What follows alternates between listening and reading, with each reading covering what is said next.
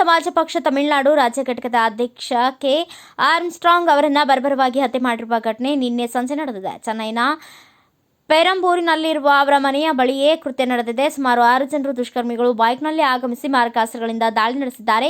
ತೀವ್ರವಾಗಿ ಗಾಯಗೊಂಡಿದ್ದ ಆರ್ಮ್ಸ್ಟ್ರಾಂಗ್ ಅವರನ್ನು ಆಸ್ಪತ್ರೆಗೆ ಕರೆದೊಯ್ಯುವಾಗ ಮಾರ್ಗ ಮಧ್ಯೆ ಮೃತಪಟ್ಟಿದ್ದಾರೆ.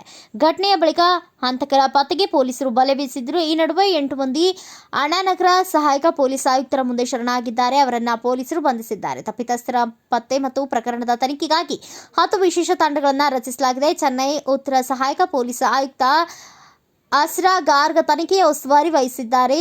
ಬಿಎಸ್ಪಿ ಬೆಂಬಲಿಗರು ಮುಖ್ಯಮಂತ್ರಿ ಎಂಕೆ ಸ್ಟಾಲಿನ್ ರಾಜೀನಾಮೆಗೆ ಆಗ್ರಹಿಸಿದ್ದಾರೆ. ಆರ್ಮ್ಸ್ಟ್ರಾಂಗ್ ಹತ್ಯೆ ಕುರಿತು ಬಿಎಸ್ಪಿ ಮುಖ್ಯಸ್ಥೆ ಮಾಯಾವತಿ ಪ್ರತಿಕ್ರಿಯಿಸಿದ್ದು, ಆರ್ಮ್ಸ್ಟ್ರಾಂಗ್ ಹತ್ಯೆ ಖಂಡನೀಯ. ವೃತ್ತಿಯಲ್ಲಿ ವಕೀಲರಾಗಿದ್ದ ಅವರು ದಲಿತರ ಪರ ಗಟ್ಟಿ ಧ್ವನಿಯಾಗಿದ್ದರು. ರಾಜ್ಯ ಸರ್ಕಾರ ತಪ್ಪಿತಸ್ಥರನ್ನ ಶಿಕ್ಷಿಸಬೇಕು ಎಂದು ಹೇಳಿದ್ದಾರೆ.